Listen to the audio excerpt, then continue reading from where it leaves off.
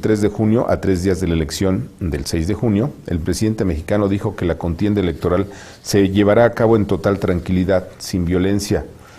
Periodistas le habían preguntado al mandatario sobre el impacto de la violencia criminal en el proceso electoral y por increíble que parezca, así respondió el presidente. En donde hay inestabilidad, hay confrontación, hay violencia política, pero en México no, y eso lo hemos logrado entre todos. Luego, a pregunta expresa sobre la violencia en Michoacán y en municipios como Aguililla, dijo: en todos lados hay tranquilidad, en todo México hay paz. Hay zonas con alguna tensión, pero en todos lados hay paz y tranquilidad. Por ello, sostuvo que la jornada electoral se llevará a cabo con seguridad, tranquilidad y sin violencia.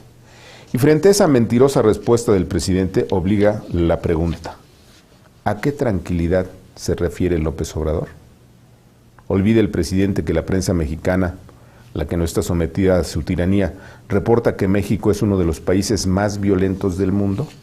Olvida el presidente que el mundo tiene otros datos y todos los días reporta el fracaso del gobierno mexicano en materia de lucha contra el crimen y la seguridad. Olvida López que en solo 30 meses de su gobierno han sido asesinados casi 90,000 ciudadanos de manera violenta, cifra de escándalo que supera las muertes violentas en los gobiernos de Fox y Calderón y Peña. Y es que en el gobierno de Fox, por ejemplo, se reportaron casi 72,000 muertos, mientras que Calderón sumó 132,000 fallecidos de manera violenta y Peña Nieto 125,000 víctimas a causa de la violencia criminal. Si proyectamos la tendencia criminal y los mexicanos muertos de manera violenta en los primeros 30 meses del gobierno de AMLO, al final del sexenio se podría estimar la escalofriante cifra de 225,000 vidas perdidas, cantidad mucho mayor a la que reportan algunos conflictos bélicos. Pero esa es solo una cara de la violencia. Hoy la prensa internacional, más que la prensa mexicana, reporta que el proceso electoral en curso es el más violento de la historia, con más de 40 candidatos asesinados y más de 600 ataques a precandidatos, candidatos, líderes políticos y personas vinculadas a los partidos y a la elección. Entre los ataques destacan en ese orden amenazas de muerte, intimidación, secuestro, insultos y asesinatos. Pero hay más. Cuando inició el gobierno de López, el nuevo presidente prometió que en su mandato las mujeres serían una prioridad.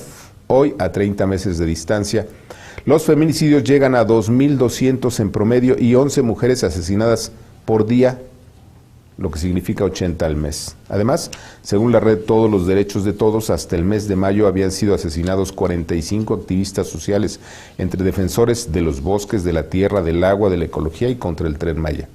Según la organización Artículo 19, en el gobierno de López Obrador han sido asesinados 17 periodistas, pero según otras fuentes periodísticas, los informadores privados de la vida llegan a 30.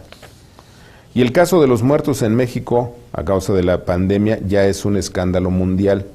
Resulta que el número oficial de muertos por COVID-19 llega a 227,000, mientras que cifras no oficiales y producto de investigaciones realizadas en universidades extranjeras aseguran que la cifra real de muertos por el virus en México supera las 600,000 vidas perdidas, todo ello sin contar los casi 4,000 trabajadores de la salud muertos por la misma pandemia.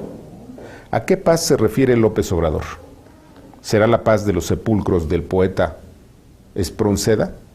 Recuerde usted al poeta español del siglo pasado. ¿Será la paz de los sepulcros de Jorge Volpi? ¿O será el fracaso de su gobierno el mayor fracaso de la historia al tiempo? ¿Qué le pareció? Vamos a compartir esta columnita, ¿no le parece? ¿Está de acuerdo?